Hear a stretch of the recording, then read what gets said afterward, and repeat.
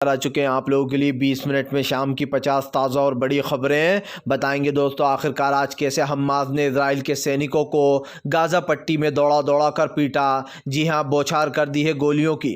वहीं पर प्रधानमंत्री नरेंद्र मोदी के खिलाफ विपक्ष का प्लान हुआ तैयार। आखिरकार 2024 के चुनाव के लिए बन गई रणनीति। कैसे केजरीवाल ने बीजेपी पर साधा निशाना और कहा कि बीजेपी को 24 में हराएंगे, सब होगा। अखिलेश यादव ने क्यों कहा कि लोकतंत्र के मंदिर में बीजेपी सेंध लगा रही है। 151 के सांसद सस्पेंड होने पर मचा बवाल। और क्यों आखिरकार दोस्तों हूती विद्रोहियों ने दे दी अमेरिका को खुली चेतावनी, नहीं बंद करेंगे युद्ध। तमाम खबरों पर होगी बात, लेकिन उससे पहले अगर आपने अब तक हमारे चैनल को सब्सक्राइब नहीं किया है तो जल्दी से कर लीजिए, ताकि इस तरीके के वीडियोस आपको आगे भी मिलते रहे। दरअसल दोस्तों आपको बता दें चले, हमास ने फिर से बढ़ा दी मुश्किलें। जी हां, आपको बता दें इजराइल सैनिकों को दौड़ा दौड़ा कर पीटा।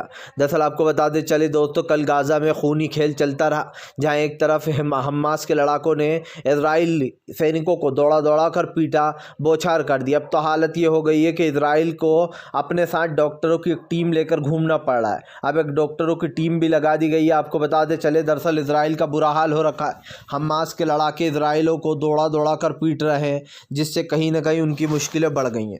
आपको बता दें चले दोस्तों, इंडिया गठबंधन की मीटिंग में ले लिया गया बड़ा फैसला। अब जो नेक्स्ट मीटिंग होगी उसमें सीट शेयरिंग और बस मैदान में उतरने वाले कैंपेन शुरू कर दिया जाएगा। दरअसल आपको बता दें चले, अरविंद केजरीवाल ने जानकारी दी है कि फिलहाल बस अब इस मीटिंग में सब कुछ तय हो चुका है। अब जो है हम कैंपेन और टिकट बंटवारे के लिए रेडी हो चुके हैं। आपको बता दें चले, इंडिया गठबंधन की मीटिंग में तमाम लोगों ने अपने अपने मुद्दे रखे और सबने अपने अपने हिसाब से चर्चा की और उन्होंने अपनी अपनी राय रखी। आपको बताते चले दोस्तों, राय को लेकर जैसे जिसके मन में जो भी था उसने खुलकर बोला कि मुझे ये लगता है, मुझे वो लगता है। ऐसे में पार्टी ने सबकी बात सुनी। अब इंडिया गठबंधन सीट शेयरिंग को लेकर पूरा तिकड़म बिठाएगा और इस तिकड़म के साथ दोस्तों ये साबित हो जाएगा कि फिलहाल आने वाले समय में इंडिया गठबंधन की सरकार कैसे बनेगी। आपको बता दें चले दोस्तों, फिलहाल एक बार फिर से मच गया हंगामा। जी हां, हूती विद्रोहियों ने कर दिया ऐलान। बोले अमेरिका भले ही कुछ भी कर ले, लेकिन हम ये युद्ध रोकने वाले नहीं हैं। दरअसल यमन ने अमेरिका को फिर से एक बार चेतावनी देते हुए कहा कि फिलहाल मुजाहिदीन के बयान से उन्होंने कहा अमेरिका पूरी दुनिया को ही लामबंद करने में सफल हो जाए, लेकिन गाज़ा में नरसंहार बंद होने तक हमारी कार्रवाई नहीं रुकेगी। सिंपल सी बात यह है दोस्तों, गाज़ा में जो मासूम लोग मारे जा रहे हैं, यमन उनकी लड़ाई लड़ रहा है। यमन ने साफ कहा है कि भले ही तुम पूरी दुनिया को लामबंद कर दो, लेकिन हम अपनी इस जंग को रोकने वाले नहीं हैं, चाहे तुम कुछ भी कर लो। हम तब तक इस जंग को नहीं रोकेंगे जब तक कि जो है गाज़ा में नरसंहार बंद नहीं होता। सिंपल सी बात यह है दोस्तों कि इस वक्त यमन जो है वो फ़िलिस्तीनियों के लिए लड़ाई लड़ रहा है, गाज़ा के लिए लड़ाई लड़ रहा है और एक एक कर कर कारवां बनता चला जा रहा है। वैसे अगर देखा जाए तो यमन की बात भी गलत नहीं है। आप समझिए, जो लोग दोस्तों बड़े बात करते थे मानव अधिकार की, आज वो भी एंथनी गुटरेस वो भी चुप बैठे हुए हैं। आखिरकार अब कहाँ गया वो जो मानव के लिए उठता था कि संयुक्त राष्ट्र की बात होती थी। तमाम लोग चुप बैठे हुए हैं, जो नरसंहार हो रहा है उसको देख रहे हैं। आपको बताते चले दोस्तों, फिलहाल एक बार फिर से अखिलेश यादव ने बीजेपी को दी नसीहत। अखिलेश बोले देश का लोकतंत्र हो जाएगा, ऐसे ख़त्म नहीं बच पाएगा देश का लोकतंत्र। दरअसल अखिलेश यादव ने कहा कि फिलहाल बीजेपी देश के लोकतंत्र को ख़त्म करना चाहती है। उन्होंने कहा कि बस थोड़े दिन अगर इनको और समय मिल जाएगा तो ये बाबा साहब अम्बेडकर की जो संविधान लिखा हुआ है उसको भी बदल देंगे। दरअसल अखिलेश का कहना है कि ज़िंदगी में पहली बार मैंने देखा है कि 151 सांसदों को बाहर कर दिया गया। आप समझिए दोस्तों, आखिरकार ऐसा संसद में कौन सा सवाल पूछ लिया गया था जो तमाम सांसदों को बाहर निकाल दिया गया। सिर्फ यही पूछा गया था ना कि भैया गृह मंत्री अमित शाह के अंदर ही ये सारी सिक्योरिटी आती है, पुलिस जांच आती है, तमाम लोग आते हैं, उन्हें आकर संसद में जवाब दे देना चाहिए। लेकिन गृह मंत्री अमित शाह ने कोई जवाब नहीं दिया। यही कारण है दोस्तों जो इस वक्त वो लोग भड़के हुए हैं। विपक्ष को 151 सांसद को बाहर निकालने के ऊपर अखिलेश ने नसीहत दी। अखिलेश ने यह भी कहा कि इंडिया गठबंधन की मीटिंग हमारी बहुत अच्छी गई है, इसमें सबने अपनी अपनी बात रखी है। उन्होंने कहा कि सीधी सी बात यह है, आने वाले समय में हम जो है यहाँ पर सीट शेयरिंग और अब कैंपेनिंग शुरू करने वाले हैं, डायरेक्ट अब बस मैदान में उतरेंगे। अखिलेश ने सबको जानकारी दे दी है। उन्होंने कहा कि हमने अपना फॉर्मूला पार्टी के सामने रखा है, पीडीए 80 हराओ का नारा जो दिया है हमने वही सक्षम है, और पीडीए ने साफ कर दिया है कि फिलहाल इंडिया गठबंधन और पीडीए मिलकर बीजेपी को हरा देगा। आपको बताते चले दोस्तों, बढ़ गई मोदी सरकार की मुश्किलें, मल्लिकार्जुन खड़गे ने खोला मोर्चा। खड़गे बोले ये देश का लोकतंत्र नहीं हो सकता जिसमें 151 सांसद को बाहर कर दिया जाए। दरअसल आपको बताते चले, सड़क से लेकर संसद तक हंगामा मचा हुआ। 151 सांसद के निकले जाने के बाद विदेशी मीडिया में भी इसकी चर्चा हो रही है। आपको बताते चले, अब तक लोकतंत्र में ऐसा कभी नहीं हुआ।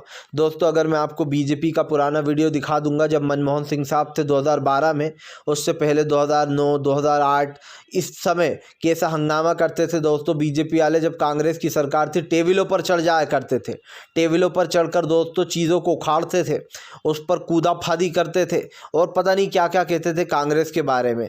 लेकिन दोस्तों उसके बाद भी उन लोगों को सदन से बाहर नहीं निकाला जाता था। लेकिन आज जो सरकार बैठी हुई है ना दोस्तों सत्ता में, वो तानाशाह की बादशाह बन चुकी है। उसको यही लगता है कि अगर कोई सवाल पूछता है तो उसके सवाल का जवाब मत दो, अगर कोई कुछ भी हमसे पूछे तो हम उसका जवाब दे क्यों दें। इससे अच्छा ये है कि सवाल पूछने वालों को सदन से बाहर का रास्ता दिखा दो। भैया इन लोगों को जनता ने चुन के भेजा, जनता ने इन्हें वोट दे के जिताया है और आप चुने हुए एमपीज़ के साथ इस तरीके का व्यवहार कर रहा हो, ये बहुत गलत है दोस्तों। इस चीज़ को भुलाया नहीं जा सकता है कि ये जो हो रहा है ये कहीं ना कहीं दोस्तों बहुत ही ज़्यादा गलत हो रहा है। आपको बता दें चले दोस्तों, फिलहाल एक बार फिर से आपको बता दें, ईरान ने मलेशिया के साथ मिलकर दे डाली धमकी। ईरान बोला फिलहाल इजराइल को कर देंगे बर्बाद। इजराइल नहीं मानेगा। दरअसल लाल सागर को लेकर अब भिड़त हो गई है अमेरिका में और ईरान और मलेशिया ने साफ कह दिया है कि वो अमेरिका का साथ नहीं देगा। मलेशिया ने कहा कि अगर अमेरिका लाल सागर की लड़ाई में कूदेगा तो फिर हम भी इस लड़ाई में कूद जाएंगे। आपको बताते चले, एक बार साफ दिखाई दे रही है कि अब लाल सागर को लेकर ये जो जंग मची हुई है इसको लेकर सीधा साफ ऐलान कर दिया गया कि अगर ऐसा कुछ भी होता है, कुछ भी किया जाता है तो फिर हम भी इस लड़ाई में उतने ही उतरेंगे जितना आप उतर रहा। सीधी सी बात है, सीधी सी बात है दोस्तों। ये जो चीज़ें चल रही हैं जिस पर ये तमाम मामला निकल कर सामने आया है, इसमें एक चीज़ तो तय हो चुकी है, इजराइल को अपने कदम पीछे लेना ही होंगे, क्योंकि इजराइल के पास इतना सपोर्ट नहीं है दोस्तों जितना कि हमास के पास है। हमास के साथ तमाम देश होते चले जा रहे हैं, एक के बाद एक तमाम देश जो है वो हमास का साथ दे रहे हैं। इससे एक चीज़ तो साफ़ हो जाती है कि आने वाले समय में दोस्तों मुश्किलें बढ़ने वाली हैं। हमास के इस पैतरे से कहीं ना कहीं पूरी तरीके से फेल हो गया है इजराइल, और इजराइल दोस्तों अब आप कहीं ना कहीं अपनी उल्टी गिनती शुरू कर दे, यही उसके लिए अच्छा होगा। आपको बताते चले दोस्तों, देश में नहीं हो बची है अब अर्थव्यवस्था। जी हाँ, आपको बताते चले, बीजेपी पे ऊपर जमकर गरजते हुए नजर आए राहुल गांधी ने कहा कि देश में बेरोजगारी, संसद से लोगों को बाहर किया जा रहा है। जो लोग जनता का सवाल उठाते हैं बीजेपी उनको बाहर कर रही है। राहुल गांधी ने कहा कि ये लोकतंत्र तो नहीं हो सकता है। कौन कहेगा दोस्तों कि ये देश का लोकतंत्र है जहां से सवाल पूछने वालों को खदेड़ कर बाहर निकाला जा रहा है। आपको बता दें, राहुल गांधी ने बीजेपी पर निशाना साधते हुए कहा कि बीजेपी हर सवाल से भागती है, उसे किसी भी सवाल का जवाब नहीं देना। राहुल गांधी ने साफ कहा कि बीजेपी सवालों का जवाब देना पसंद नहीं करती है। अगर दोस्तों कोई उससे सवाल पूछता है तो या तो उसे संसद से बाहर कर दिया जाता है, या फिर कोई और सवाल पूछता है तो उसको जेल में डलवा दिया जाता है। सीधी सी बात यह है दोस्तों, बायहुक व बायक्रुक बीजेपी चाहती है कि उससे कोई सवाल पूछे ही ना।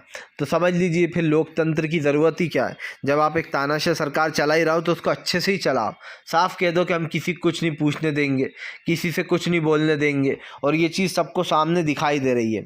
आपको बता दें चले दोस्तों, फिलहाल भारतीय जनता पार्टी को लगा एक और बड़ा झटका। जी हां, आपको बता दें चले, ममता बनर्जी ने खोल दिया बीजेपी के खिलाफ मोर्चा। ममता बनर्जी बोली बीजेपी की तानाशाही है, पहले महुआ को निकाला और अब सांसदों को सस्पेंड कर रहे हैं। दरअसल दोस्तों बताया जा रहा है ममता बनर्जी ने बीजेपी को जमकर लपेटा। ममता बनर्जी ने इंडिया गठबंधन की मीटिंग खत्म होने के बाद कहा कि इन लोगों को हम दिल्ली से भगाएंगे, और दिल्ली से भगाने के बाद देश में जो गलत चल रहा है